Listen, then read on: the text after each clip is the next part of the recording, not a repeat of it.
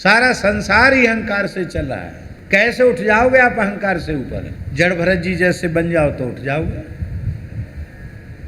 जड़ भरत जी जैसे तो जड़ भरत जी हैं। जड़ भरत जी ने रहुगण को कहा कि तू कहता है कि मैं तेरी चिकित्सा कर दूंगा, इलाज कर दूंगा, तो तू मेरी क्या चिकित्सा करेगा? अरे जैसे कोई व्यक्ति इस धरती पर रुष्ट हो जाए, पृथ्वी पर रुष्ट हो जाए और हाथ में डंडा लेकर धरती पीटने लगे, तो पीटने वाले के पीटने का श्रम व्यर्थ जाएगा। हो सकता है डंडा टूट जाए पीटते पीटते, हो सकता है डंडा पीटते पीटते टूट जाए, पीटने वाले के हाथ में छाले पड़ जाएं, डंडे का बिगड़ जाएगा, पीटने वाले का बिगड़ जाएगा, धरती का कुछ नहीं बिगड़ेगा।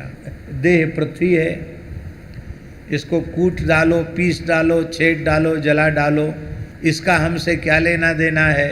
इसलिए मेरी यह समझ में नहीं आता कि तू कहता है कि मैं तेरी चिकित्सा करूंगा, तो मेरी क्या चिकित्सा करेगा? और तू कहता है कि तुम बहुत जवान हो अथवा बहुत बूढ़े हो,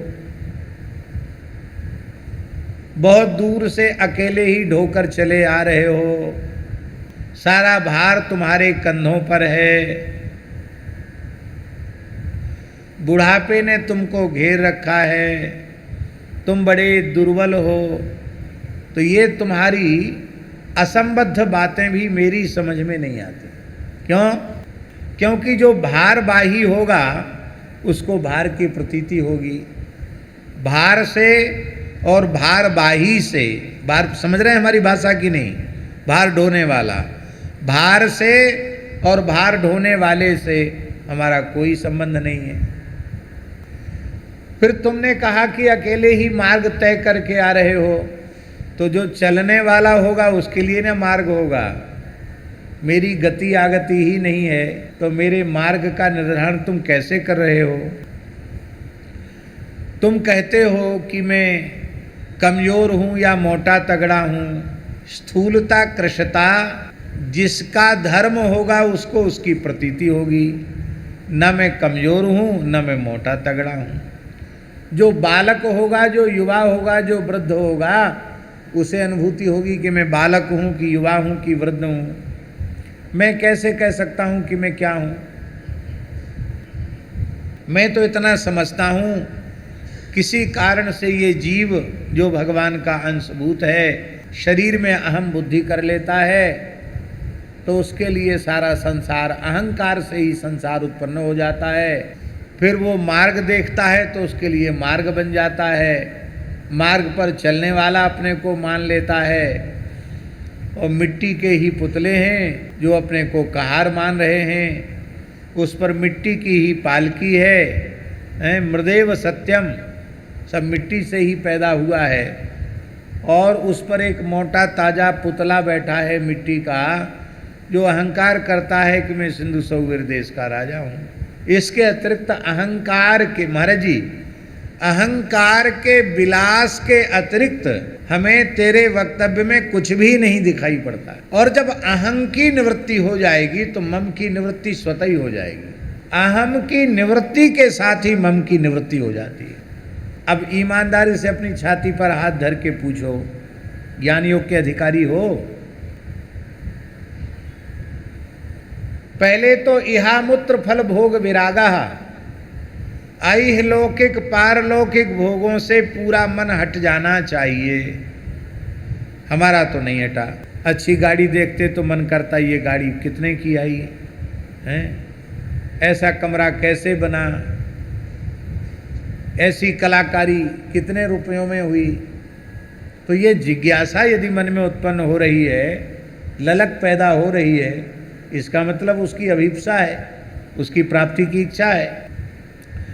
अभी रूप रसगंध शब्द स्पर्श के पदार्थों को बटोरने की भी इच्छा हो रही है, उनको भोगने की भी इच्छा हो रही है, और उनके भोग में स्वाद भी आ रहा है।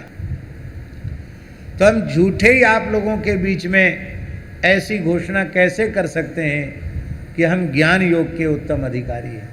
हमको लगता है हम ज्ञान योग के अधिकारी नहीं हैं। महाराज जी, ये अहंकार इतना सूक्ष्म है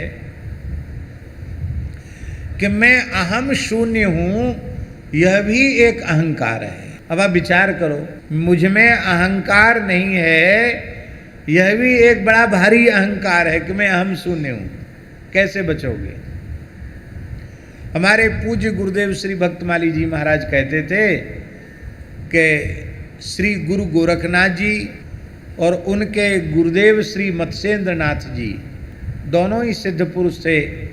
मत्स्येंद्र नाथ जी साक्षात नारायण का अवतार नाथ परंपरा में माने जाते हैं और गोरखनाथ जी साक्षात शिवावतार माने जाते हैं। तो दोनों ही बड़े उच्च कोटि के। गोरखनाथ जी आगे आगे चल रहे थे, मत्स्येंद्र नाथ जी पीछे चल रहे थे। तो मत्स्येंद्र नाथ जी ने गोरखनाथ जी के मस्तक पर ठोकर लगाई, कुछ नहीं बोले। फिर ठोकर लगाई, कुछ नहीं बोले। फिर ठोकर लगाई, 5-7 बार ठोकर लगाई। तो श्री गोरखनाथ जी ने अपने गुरु मत्स्येंद्र नाथ जी को प्रणाम करके बड़ी विनम्रता पूर्वक कहा, गुरुदेव, आप जिसे ठोक बजाकर देख रहे हैं अब वह नहीं है। मत्स्येंद्र नाथ जी बोले, ये तो मैं भी जानता हूं कि वह नहीं है, पर वह नहीं है यह तो है। सिद्ध गुरु और सिद्ध चेला ऐसी बातचीत होती उनमें, हम लोगों जैसी थोड़ी बातचीत होती। तुम आप ठोक बजाकर देख रहे हैं कि मेरे शिष्य में कितना अहंकार शेष है, तो जिसे आप ठोक बजाकर देख रहे हैं वो अब नहीं है। वो नहीं है वो तो हम जानते हैं, लेकिन वह नहीं है यह तो है। मैं अहम शून्य हूं, इस बात का अहंकार तो है। अहम शून्य होते ही संसार का कोई व्यक्ति तुम्हारा अपमान नहीं कर सकेगा और संसार का कोई व्यक्ति तुम्हारा सम्मान नहीं कर सकेगा। आप कहेंगे ये कैसे संभव है? अपमान की अनुभूति करने वालों को अपमान होता है, सम्मान की अनुभूति करने वालों को सम्मान का अनुभव होता है। और सम्मान अपमान की अनुभूति तब तक है जब तक देह में अहम बुद्धि है। जब तक मैं शरीर हूं ये अहंकार है, तब तक अपमान, तब तक सम्मान का अनुभव होगा। ओ महाराज जी, बड़ी विचित्र बात है, बड़ी विलक्षण बात हम आपको बता रहे हैं। जो बच्चा अभी 4-6 महीने का है, अन्नप्राशन भी नहीं हुआ, केवल मातृदुग्ध ही जिसका आहार है, उस बच्चे को भी अपमान और सम्मान की अनुभूति होती है। डॉक्टर साहब, आपने देखा छोटे बच्चे को मुस्कुरा करके चुटकी बजाओ, पुचकारो तो खिलखिला जाएगा। उसको थोड़ी कड़ी नज़र से देखो तो नाराज हो जाता है, उसको अपमान की अनुभूति हो जाती है। 4-6 महीने के बच्चे को सम्मान अपमान की अनुभूति होती है, तो पढ़े लिखे मनुष्य को सम्मान अपमान की अनुभूति क्यों नहीं होगी? स्थूलता, कृशता, आदि व्याधि, हानि, लाभ, सुख दुख, ये सारे जन्म मृत्यु, ये सारे जो द्वंद्व हैं, इनका संबंध केवल और केवल शरीर से है। हम ज्ञान योग के अधिकारी नहीं हैं। आप लोगों में कोई होंगे तो हम उनको प्रणाम करते हैं, हम नहीं हैं, क्योंकि हमारी अहमता और ममता दोनों ही बनी भई हैं, निवृत्त नहीं हुई है। तो चलो कोई बात नहीं, निष्काम कर्म योग पर चलो। कर्मणे नैव संसिद्धिम आस्थिताः जनकादयः। जनक आदि ऋषियों ने निष्काम कर्म योग से ही परासिद्धि को प्राप्त किया है। अब बहुत विस्तार से बोलने की आवश्यकता नहीं है। हमको लगता है उस निष्काम कर्म योग के भी हम अधिकारी नहीं हैं। एक छोटा सा उदाहरण हम प्रस्तुत कर रहे हैं। महर्षि याज्ञवल्क ऋषियों के साथ श्री मिथिला में जनकपुर धाम में चातुर्मास्य कर रहे थे। 4 महीने श्री कमला जी के तट पर सैकड़ों पर्णकुटियां बन गई। कमला जी है ना मिथिला में, कमला जी के तट पर सैकड़ों कुटिया बन गई और वहाँ नित्य सत्संग होता था। महापुरुष चातुर्मास्य करते थे। पर जब सच्चर्चा आरंभ होती तो तभी आरंभ करते थे महर्षि याज्ञवल्क, जब मिथिला महाराज श्री जनक जी महाराज विदेहराज उस सभा में आकर प्रणाम पूर्वक विराजमान हो जाते, तभी मंगलाचरण पूर्वक वे कहना आरंभ करते। बुरो मत मानियो, पूरी शंकराचार्य जी कहते हैं बुरा न मानो होली है। मेरे सन्यास धर्म को कलंकित कर दिया, दूसरे दिन के लिए एक हरित की का संग्रह क्यों कर लिया। भिक्षा के निमित्त गए साधु ने स्त्री से बातचीत कर ली, इससे उसे सेवा से पृथक कर दिया। अपने संपूर्ण जीवन में 1 इंच भूमि कहीं नहीं खरीदी, अपने नाम से कोई मठ मंदिर या कुटा स्पर्श किया, न कामनी का स्पर्श किया। गजपति महाराज जो जगन्नाथ भगवान के प्रथम सेवक हैं, उनको भी अपना प्रेमालिंगन तब प्रदान किया जब वो भाव विह्वल होकर गोपी गीत गा रहे थे। तब कथामृतम तब जीवनम, तब महाप्रभु जी ने उनको हृदय से लगाया। नहीं तो रजोगुणी लोगों से महाप्रभु जी का क्या लेना देना। वे श्रीमन महाप्रभु जी जिन्होंने इतनी अद्भुत अनुपम निष्ठा से सन्यास धर्म का निर्वाह किया, वे कह रहे हैं नाहम विप्रह, मैं ब्राह्मण नहीं हूं, जबकि पवित्र कान्य कुब्ज विप्र कुल में उनका जन्म हुआ है। पंडित श्री जगन्नाथ मिश्र कान्य कुब्ज कुल भूषण है। नाहम विप्रो न च नरपति, राजा भी नहीं, वैश्य भी नहीं हूं, शूद्र भी नहीं हूं, ब्रह्मचारी नहीं हूं, वानप्रस्थी नहीं हूं, यति नहीं हूं। आखिर आप हो क्या? बोले गोपी भर्तु पद कमलयोर दास दासानुदास। श्री गोपीनाथ प्रभु के चरण कमलों का कोई सेवक, उसके चरण कमल का कोई सेवक, उसके भी चरण कमल का कोई सेवक, उसके भी चरण कमल का सेवक में हूं। लेकिन हम लोग चढ़ी विभूति ब्रह्म समाना, हमारे त्यागी तपस्याओं में विभूति चढ़ती ब्रह्म हो जाते हैं। बुरो मत मानियो महाराज जी, लाल कपड़ा लेते ही एकदम ब्रह्म हो जाते हैं, अहम ब्रह्मास्मि। और लाल सफेद पीले का कोई भेद नहीं है। इसलिए हमने एक मौलिक बात कही, अचला लंगोटी लेते ही भगवान मिले कि नहीं मिले, किसको मिले ये तो भगवान जाने, जिसको मिले हों वो जाने। लेकिन मैं साधु हूं, मैं महात्मा हूं, इस बात का अहंकार जरूर भीतर आ जाता है। सब दुनिया है, आगे की बात हम कहेंगे ना, त्यागियों के मुंह से शोभा देती है। दुनिया के आगे क्या लगाते हैं वो हम नहीं लगाएंगे। तृणादपि सुनीचेन तरोरपि सहिष्णुना अमानिना मानदेन कीर्तनीय सदा अमानिना मान देना कीर्तनिया सदा हरि।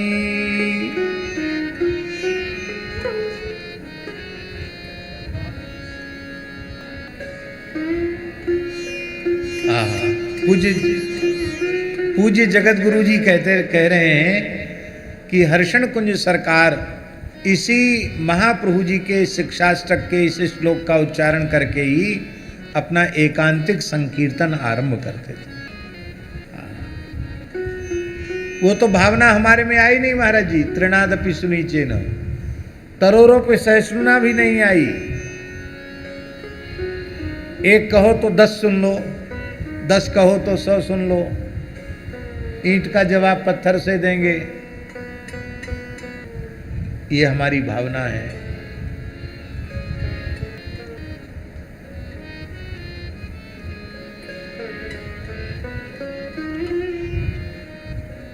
तो ये बड़ा भारी अहंकार है।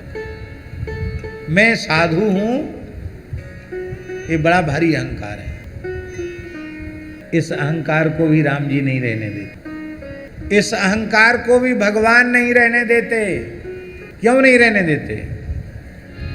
गर्व न कीजे बावरे, हरि गर्व प्रहारी।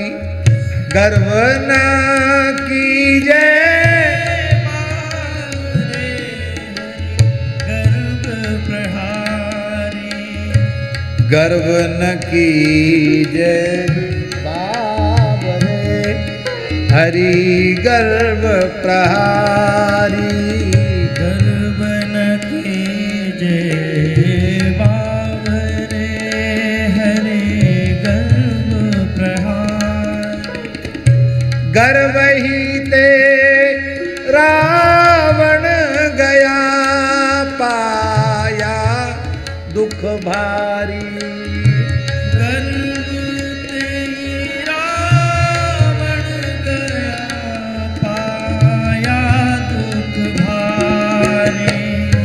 गर्व न कीजे बावरे, हरि गर्व प्रहारी। गर्व न कीजे बावरे, हरि गर्व प्रहारी। जरन खुदी रघुनाथ के, मन नाही सुहाती। जरन खुदी रघुनाथ के, मन नाही सुहाती। दूसरों के उत्कर्ष को देखकर ईर्ष्या करना और स्वयं श्रेय लेने की भावना रखना। मैंने ऐसा किया, मैंने ऐसा किया, मैं ऐसा कर सकता हूं, मैंने ऐसा कर दिया, मेरा किया हुआ ही सब हो रहा है। ये दो चीजें भगवान को प्रिय नहीं। जरन खुदी रघुनाथ के, मन नाही सुहाती। जरन खुदी रघुनाथ के, मन नाही सुहाती। जाके जिय अभिमान है, ताकि तोरत छाती। जाके जिय अभिमान है, ताकि तोरत छाती। गर्व न कीजे बावरे, हरि गर्व प्रहारी।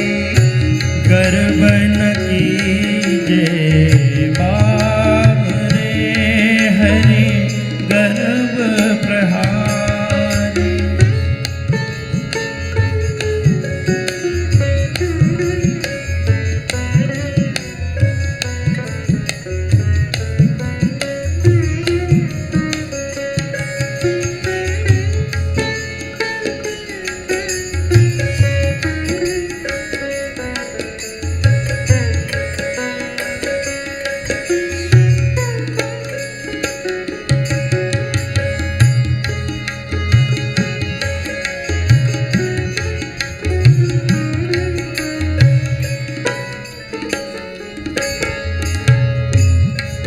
भगवान को प्रिय क्या है महाराज जी? एक दया अरु दीनता ले रहिए भाई। एक दया अरु दीनता ले रहिए भाई। चरण गहो जाए साधु के, रीझे रघुराई। चरण गहो जाए साध के, रीझे रघुराई। गर्व न कीजे बावरे, हरि गर्व प्रहारी। गर्व न कीजे बावरे, हरि गर्व प्रहारी।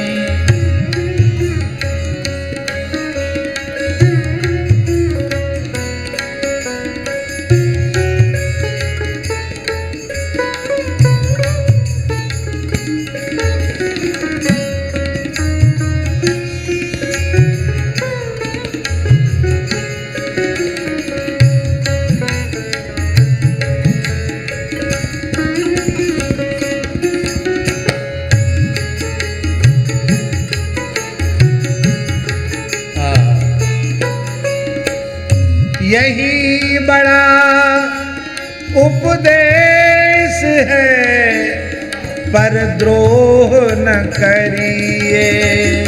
यही बड़ा उपदेश है, पर द्रोह न करिए।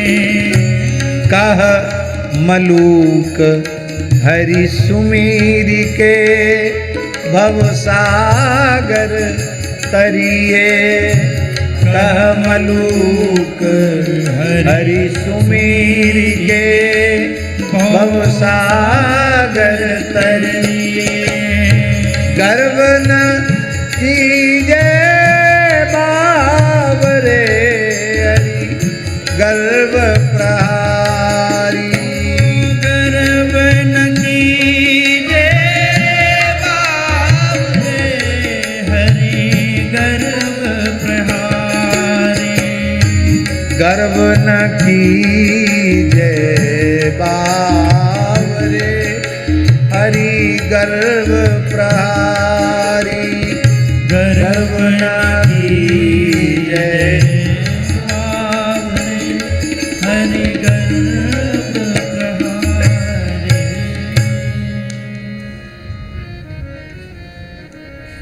एक गांठ बांध लेने वाली बात है उर्मिला दास जी। सर्वथा अहंग शून्य हुए बिना न तो ज्ञान प्राप्त होगा और न सर्वथा अहंग शून्य हुए बिना भक्ति प्राप्त होगी। न सर्वथा अहंग शून्य हुए बिना निष्काम कर्म योग सिद्ध होगा। लेकिन जो जड़ है उसकी ओर तो किसी जगह ध्यान ही नहीं है। बातें हम सब लंबी चौड़ी बना रहे हैं। तो ये अहंकार जरूर साधु में हो जाता है कि मैं महात्मा हूँ, ये दुनिया है। और मठ मंदिरों में तो ये ज़्यादा शिकायत होती है। बताओ, ये गृहस्थी हमारे ऊपर शासन करेंगे, ये 2 पैसे के कर्मचारी हमारे ऊपर शासन करेंगे। चलो ठीक है, वो 2 पैसे के हैं, तुम कितने पैसे के हो?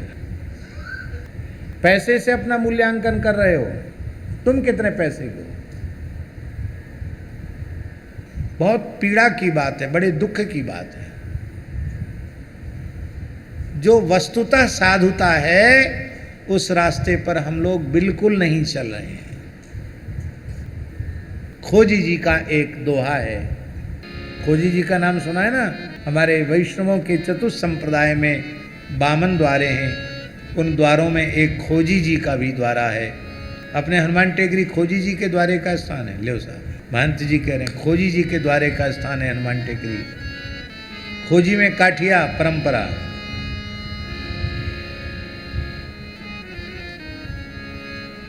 तो खोजी जी का एक दोहा है आचार्य जी। खोजी जी कह रहे हैं, गलियन में हर्षित फिरे साधु कहें सब कोय। जब हम चलते हैं तो गली गली में लोग कहते हैं, अरे गली गली में लोग कहते हैं कि अरे खोजी जी तो परम साधु हैं, खोजी जी तो परम संत हैं। दीदी से आग्रह है कि वहाँ सोफा पर बैठ जाएं, आपको नीचे बैठना मना है, हमको पता है, आप बैठिए।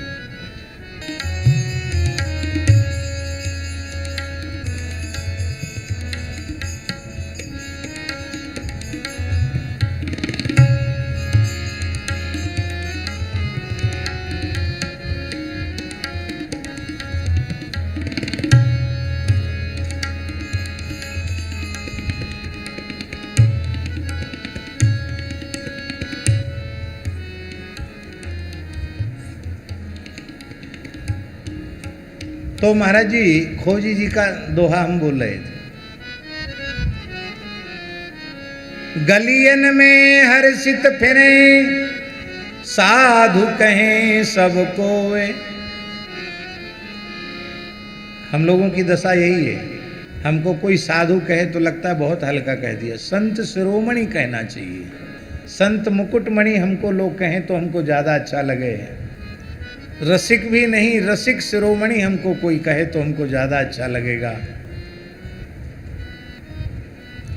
आगरा क्षेत्र में श्री करह बिहारी सरकार के एक सेवक थे। उनके यहाँ पूज्य बक्सर वाले मामा जी की कथा थी। उन जमानों में होर्डिंग का जमाना नहीं था, तो बैनर पर उसे नीले कलर से बैनर पर लिखा जाता था, तो ज़्यादा प्रचार नहीं होता था उस समय। तो बैनर पर कलम से लिखा हुआ था, संत शिरोमणि श्री नारायण दास जी भक्तमाली मामा जी की कथा, ऐसा कुछ लिखा होगा। तो मामा जी जैसे ही घुसे, उन्होंने देखा संत शिरोमणि, तो उन्होंने प्रवेश करने से मना कर दिया। बोले हम कथा नहीं कहेंगे, हम जा रहे हैं वापस। क्यों? बोले अब तक हम साधु की चरण रज का एक कण नहीं बन पाए हैं, ये संत शिरोमणि बनाने वाले आप लोग कौन हैं? ये पावर आपको किसने दिया? मैं तो अपने को साधु नहीं मानता, वेशधारी मानता हूँ, साधु नहीं मानता। महाराज नाराज हो गए।